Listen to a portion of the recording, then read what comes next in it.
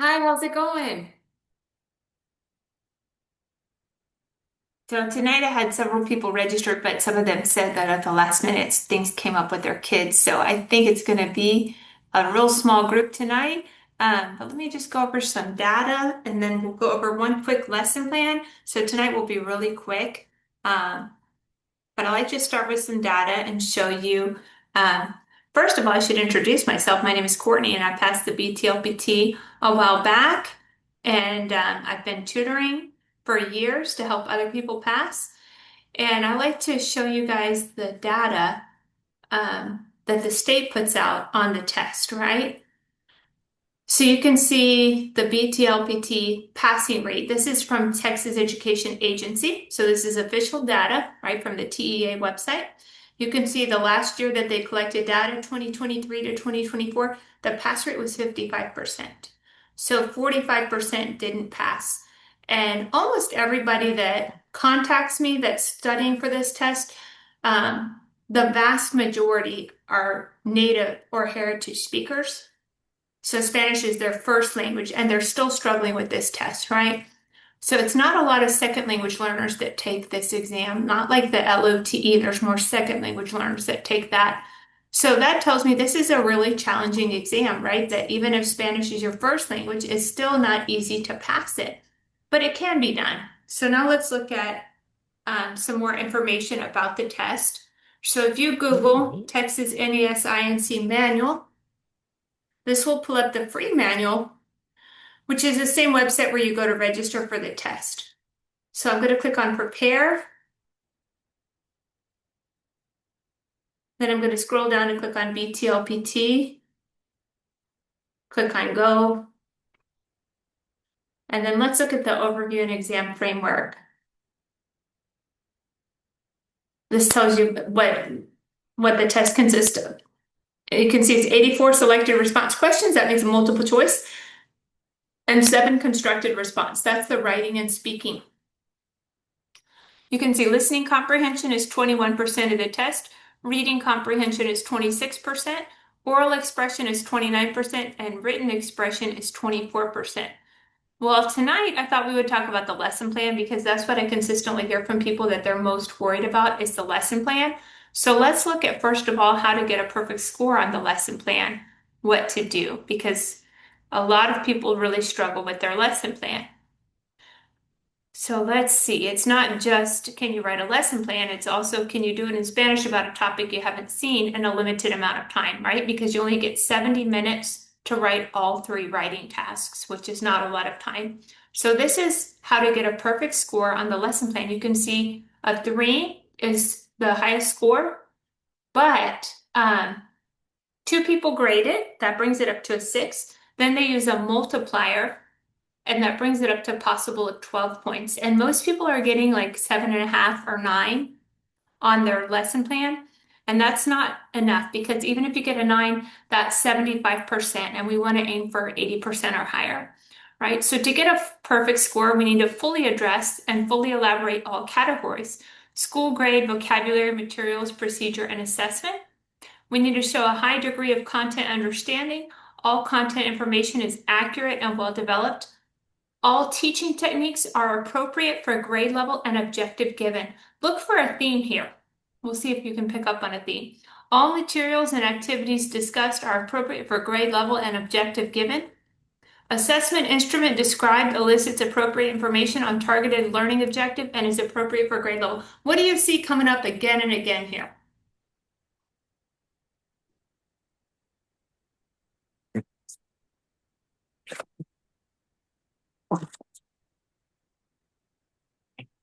The grade level and objective, right? Everything's about the grade level and objective for topic development, right?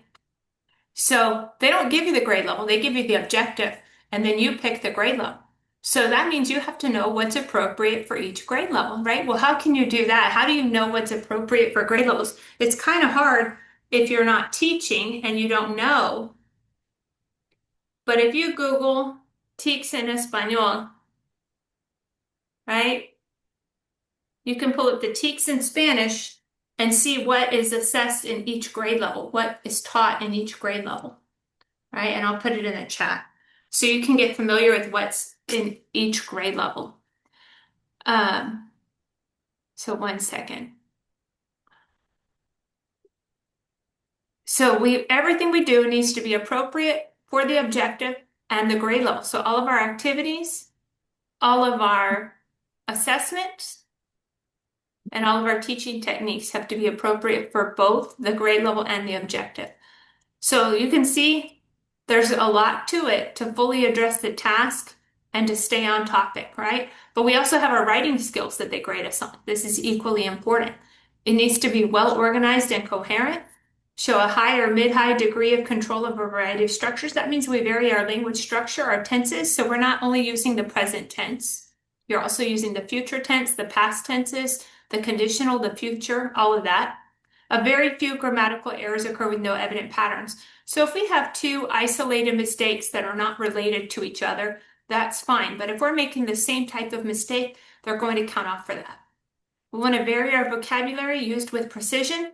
Very few errors in the conventions of written language, orthography, spelling, accent marks, and punctuation, sentence structure.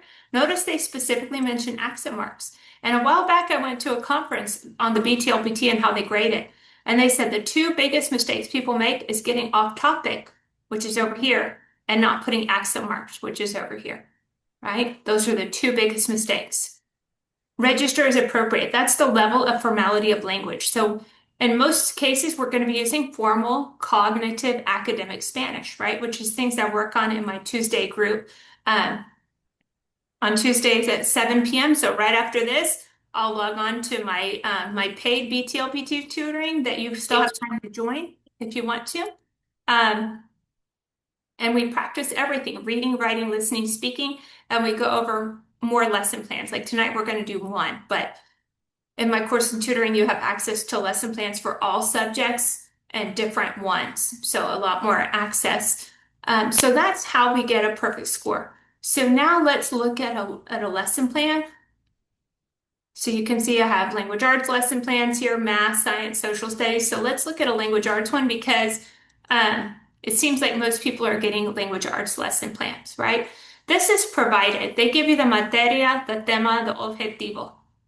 Then you have to fill out the grado escolar, the vocabulario, the materiales, the procedimientos, and the evaluación.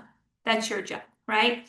And like I said, you have 70 minutes to write all three tasks. So maybe you leave 25 to 30 minutes for your lesson plan and the rest of the time for the other two, right? So here's the materia, artes de lenguaje y lectura. Tema, los rasgos de no ficción. Rasgos means traits, the traits of non-fiction, right? Objetivo. Después de la lección, los estudiantes identificarán los rasgos de textos informativos. I want to caution you. Sometimes people tell me they got a lesson plan that was very similar to the tema that I present in my course in tutoring. Very similar, right? And then they write a lesson plan like the one I wrote and they don't get a good score. Well, why could that be? Because I don't know what the objetivo is, right?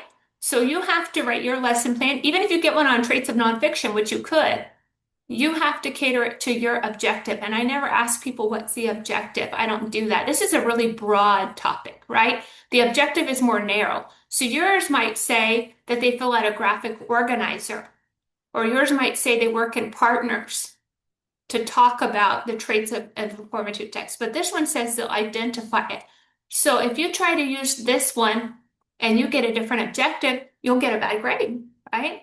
But that doesn't mean this lesson plan can't help you. This can show you how to do it. It can show you vocabulary and ideas. But don't think you can memorize it and then use it if you get the same tema because your objetivo will be different. This is not given, but I put this here just so you can see how it does relate to a TEKS. This is the TEKS for first grade because I picked first grade. This lesson could actually work at almost any grade, but if it's a lower grade, it has to have support from an adult. And if it's a higher grade, it would not require support from an adult, right? That's how the TEKS are written.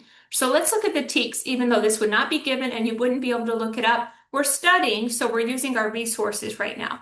Reconozca las características y estructuras del texto informativo, incluyendo la idea central y la evidencia que la apoya, con la ayuda de un adulto.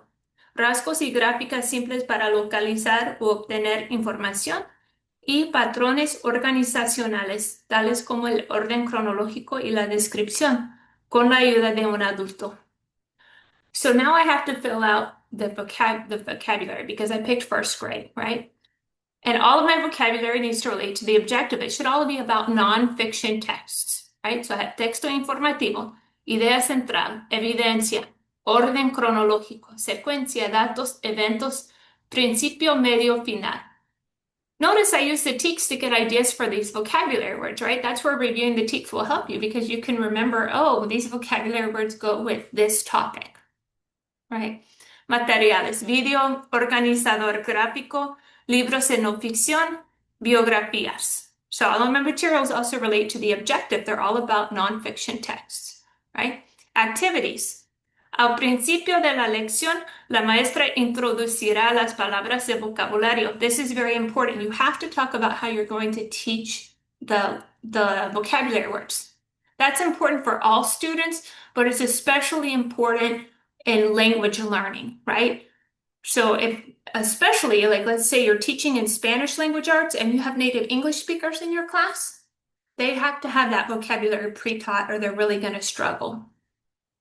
Right? So we always talk about introducing the vocabulary words. Después, los estudiantes usarán las palabras en oraciones originales. That's a research-based way to improve their vocabulary. They use it in original sentences.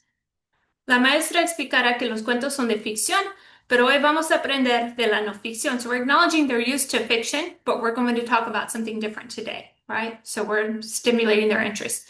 Vamos a leer algunos textos informativos. La maestra va a explicar cómo adivinar la idea central y va a mostrarles cómo poner los datos de un texto en orden cronológico. Luego juntos van a leer una biografía corta y sencilla sobre Rosa Parks. Notice I said together because remember, at first grade, they need the support of an adult to do these activities. Van a buscar los datos y los eventos. La maestra les va a preguntar, ¿cómo podemos poner los datos en orden cronológico? ¿Qué rasgos de no ficción encontraron en el texto? En un organizador gráfico van a colocar los eventos de la biografía en orden cronológico. Van a discutir los rasgos de la no ficción que encontraron en el texto. Now for the evaluation, they only mentioned that you have to have one evaluation, but if you studied pedagogy, the art and science of teaching, then you know we don't just do one type of assessment when we assess students, right? We use informal and formal assessments. We use formative and summative assessments, right? So you want to include both a formal and an informal one. And that shows you really understand how to evaluate students. And both of your evaluations should relate some way or another to your objective. La evaluación formal es el organizador gráfico. La evaluación informal es la discusión sobre los textos de no ficción. So see how everything tied to the objective? And everything I did was appropriate for first grade because it had the support of an adult, right? So everything was appropriate. Any questions or comments about this so far? No? So in my Tuesday night group at 7, we practice all domains, but because we finished this quickly, we can do a quick speaking activity. We don't have time to go over the rubric and all of that, but we can do a quick speaking activity and I can quickly explain the instructions. So let me do this. So my course has everything: reading, writing, listening, speaking. You upload your own assignments to get feedback. So it's like taking a college level course. We meet for a whole hour on Tuesday nights. You do lots of quizzes on your own. So it's great because you can get live help on Tuesday nights, but if you're too shy to participate on Zoom, then you can upload your assignments and get private feedback. So it works for everybody, whether you're private or if you're willing to participate on Zoom, or you can do both, right?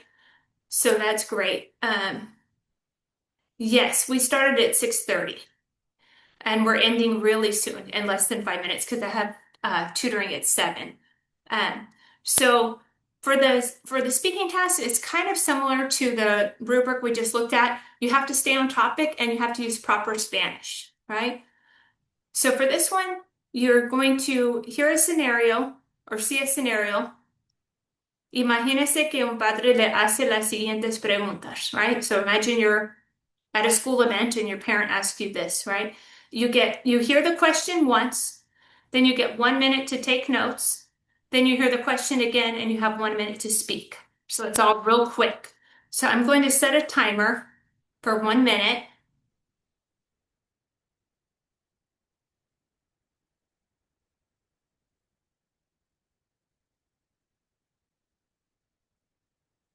Okay, and I'll read the question out loud. ¿Cómo puedo ayudarle a mi hijo a mejorar su comprensión de lectura en español? 1 minute to take notes. So you should be taking notes. On the test, you have a way to take notes. 1 minute to take notes.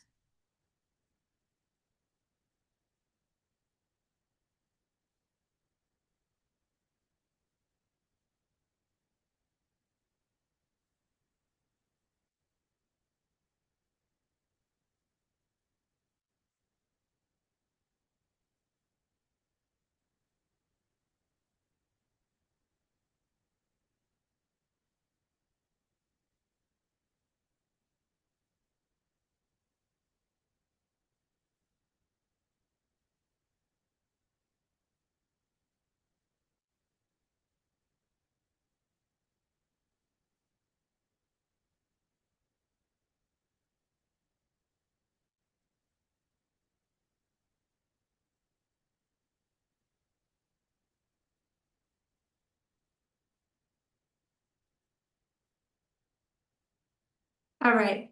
So now we would hear the question again, and you get 1 minute to speak. Does anybody want to give this a try and practice being at the test?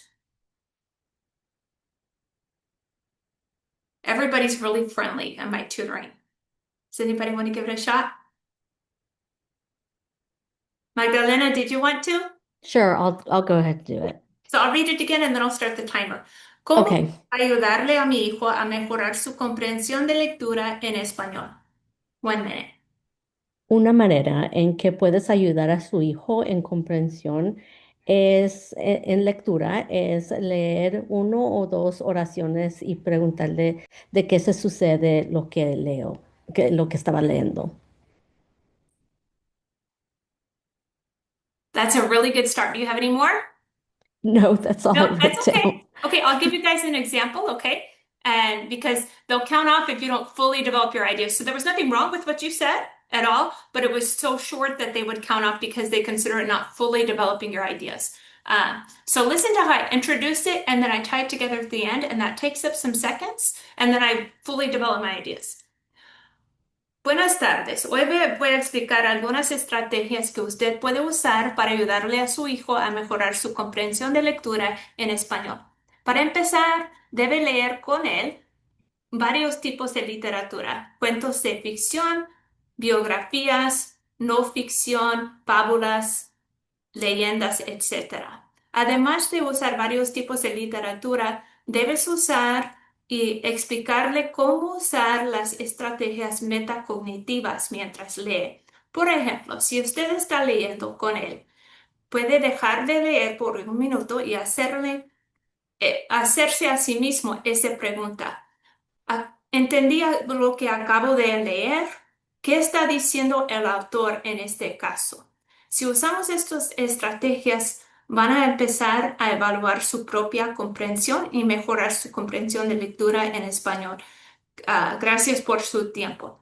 So I kind of ran out of time. I wasn't fully done there, but I fully addressed the task. I introduced it, I explained it, and I did a little quick ending saying thank you for your time. Uh, and I used research-based ideas, right? But the only way to get better at this, like almost everybody at work with Spanish, isn't their problem. They speak Spanish. It's can they talk about a topic they haven't seen before with a little bit of time to think about it. That's what gets people, right? So we practice that a lot in my Tuesday night group because we meet for a whole hour. So we practice all of the speaking, and it's amazing to me how much better people get, because usually people stay with me about 2 months to get ready. So the first time it's, they're practicing, and then by the second time we do it, they're getting much better. And what you can do for idea generation too is put it in Chat GPT, right? So put the prompt in ChatGPT, get some ideas. Yes, some people say that's cheating, but we're doing it as practice to get ideas and get our creative juices flowing and to learn how to do it. And then eventually we won't need ChatGPT.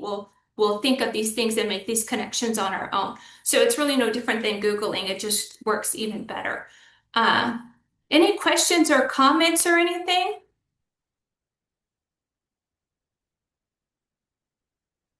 No? Well, if you want to join, I put the link in the chat. And even though tutoring starts in 10 minutes, as soon as you pay, you get the link to log onto the course, and the Zoom link's at the top of the course. So you could seriously still join tonight. And tonight we're doing speaking, and we're going to practice all the speaking tasks. So we just did one, but tonight we're going to do both question and answers, the oral presentation, the present a situation, and the simulated conversation, right? So that takes a whole hour. And sometimes we even do more than one of each prompt if we have time. So it's a great way to get better at your speaking. You can cancel anytime. It's a subscription, but you can just stay 1 week, you can stay 2 months, you can stay 3 months. Most people need about 2 months to get better. It takes better time to get better at our writing and speaking skills to think quickly on those subjects. And then reading and listening, most people do pretty well on that, but we work on that too and polish that because that we want to boost our overall score because not to scare you, but they do grade the writing and speaking really picky. Yeah, we go over the testing, like I go over the manual. Um, like kind of like I did at the beginning, but I just did it briefly. I go over for each section, like the instructions and everything like that. Um, but yeah, it's a small group right now. I think there's 6 people registered and not all of them come. Some of them just watch the recording because I always upload the recording. So it's a small group. So it'd be kind of like this where, you feel hopefully comfortable participating because it's not like a 50-person call. Um, and everybody's really friendly. But yeah, well, and then if you guys want to call me, like maybe you want to ask me something and you're too shy to ask it here, you can call me or text me at 361-846-0741, and I put it in the chat too. Um, is there anything else you guys want to ask me about?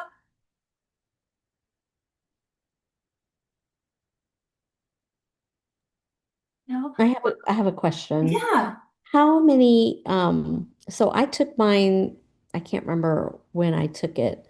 What kind of frazzled me was the format because like in the very beginning, like it flashes the questions and you have to pick one right away. And I was like, what? Where did it go? And then I got another one right after it. And I was like, so I read um what it had on the website. Like I printed it out and Yeah. it was just completely different from actually sitting there and doing it. Um, so I know my first two, maybe three questions, I did not get them right simply because it just went so Because of fast. yeah, what I would recommend is you take Um, this $10 Pearson test. It's set up exactly like the test. Everything looks the same and it's like taking the real test. And that way you can okay, just the instructions. Whereas my course, I don't have the same software that they have. So my course will get you ready, right? But it's not going to look exactly the same. But this $10 test, it's really just to see if you're ready or not. It's not really a way, in my opinion, it's not a way to study because you're just getting one full-length test. You're not getting tips, you're not getting strategies, you're not getting feedback. It's great. I'm not taking away from it, but I don't think most people could just do that and pass. It's not really, that's why they call it a practice test, not a study guide, right? Um, right. so I think it's great, but it's really just to get you used to what the test looks like. But I guess I better get ready for my next session, but please call or text me if there's anything else and I'll see y'all next time. Thank you.